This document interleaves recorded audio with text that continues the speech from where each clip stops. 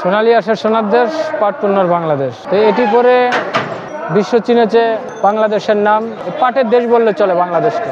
তো এটি যত দিন যাচ্ছে তত কিন্তু আমাদের মাছ থেকে কিন্তু হারিয়ে যাচ্ছে। তো প্লাস্টিকের পলিথিন আমাদেরকে ক্ষতি ছাড়া আমাদেরকে কিছু দেয় না।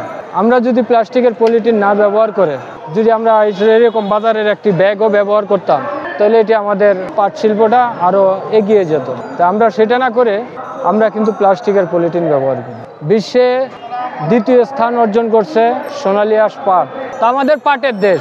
আপনারা জানেন আমাদের পাট মন্ত্রণালয়ে অনেক পরিচালনা ঘাটতি রয়েছে আমাদের পাটের উপরে। আমাদের পাটের অনেক পরিচালনা ঘাটতি, ঠিকমতো পরিচালনা তারা করতে ব্যর্থ। আমরা কী কারণে ব্যর্থ তা আমি জানি না, কিন্তু রাষ্ট্রীয় একটি সম্পদ যত দিন যাচ্ছে তত কিন্তু আমাদের দেশ থেকে হারিয়ে যাচ্ছে, তাদের কোনো মাথা ব্যথা নেই। আমি সরকার, প্রশাসন, জনগণকে আমি দৃষ্টি আকর্ষণ করছি, সবাই যেন আমরা পলিথিন বর্জন করি, পাটের পণ্য ব্যবহার করি। আপনারা জানেন ইতিমধ্যে আমাদের অনেক পাট মিলগুলো বন্ধ হয়ে রয়েছে। ওই পাট মিলের শ্রমিকগুলো অবহেলিত, বঞ্চিত। আমি চাই ওই শ্রমিকগুলার মুখে হাসি নাই, তাদের ভিতরে কান্না। ওই পাটকলগুলো চালু করে দেওয়া হোক। বাংলাদেশে সরকারকে আমি অনুরোধ করব, বাংলাদেশের 64টা জেলা রয়েছে, 64টা জেলার ভিতরে একটি করে পাটের পণ্যর মার্কেট করে দেন, তাহলে কিন্তু আমাদের সাধারণত মানুষের কাছে খুঁজবে ওই পাটের পণ্য। ভাই এতে একটু হালকা একটু গরমের কারণে যদি আমি এটি খুলে ফেলাই তো আমার আন্দোলনটা থাকলো না। এটি তো পড়ি আমি 2020 সাল থেকে পড়ি, আমি ক্যামেরার সামনে আসলাম 2022 সালে। এটি আমি গরম আইলো যেগুলো পড়ি, শীত আসলো এগুলো আমি পড়ি, এগুলো আমি সবসময় পরে থাকি। তবে আমি মূলত গার্মেন্টস শ্রমিক, আমি গার্মেন্টসের নিয়মকানুন মেনে কিন্তু আমি অফিসে ডিউটি করি।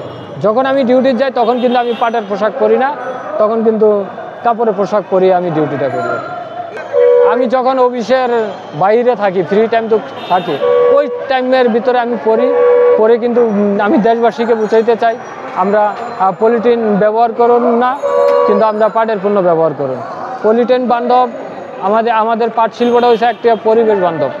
আমাদের পাটটা সকল কাজে উপকারিত আছে। যখন ছোট হয় তখন এটা আমরা শাক হিসাবে ব্যবহার করতে পারি, আর যখন বড় হয় তখন এটা আমরা সুতা পাই, সুতা দিয়ে বিভিন্ন পণ্য তৈরি করা যায়। না, আমার কাছে ওই রকম কিছু মনে হয় না, সাধারণ জামা কাপড়ের মতো লাগছে। ভাই আমাদের প্রজন্মের সোনালী আঁশের নাম জানি, আগে বই পুস্তকের ভিতরে সোনালী আঁশের নাম কি এটা জিনিসটা কিন্তু পাইতেন, কিন্তু বর্তমানে কিন্তু এটা পাচ্ছেন না। কিন্তু আমাদের পরবর্তী প্রজন্মে যারা আসবেন তারা কিন্তু সোনালী আঁশের নামটাও কিন্তু ভুলে যাবে।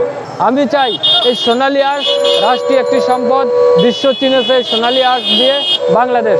তো আমাদের পাটের দেশ বললে চলে, কিন্তু আমি চাই এই পাটটা আবার নতুন করে কিন্তু পরিচালনা হোক। এইটা আমি টিলাস থেকে বানিয়েছি, আমি চট কিনে দিছি, পরে আমি টিলাস থেকে বানাইছি। আর উপরেরটা 25 কেজি চাউলের বস্তা দিয়ে বানাইছি, আর নিচেরটা আলাদা একটি চট। সরকার হলো জনগণের, আর জনগণ হলো সরকারের। সরকার যদি একটু পাটের উপরে নজর দেয় তাহলে আমি মনে করি ওই সাধারণত কাপড়ের মতো কিন্তু বানানো সম্ভব। তাদের দৃষ্টিতে বলবো আপনারা টোল না করে, হাসাহাসি না করে কিন্তু আমরা পলিথিন বর্জন করুন, পাটের পণ্য ব্যবহার করুন। আমাদের দেশটা কিন্তু অনেক ঝুঁকিপূর্ণ ফেলছে কিন্তু প্লাস্টিকের পলিথিন। এখন কি ঝুঁকিপূর্ণ চাইবেন না দেশ ভালো চাইবেন? যদি দেশ ভালো চান তাহলে হাসি ঠাট্টা করবেন না।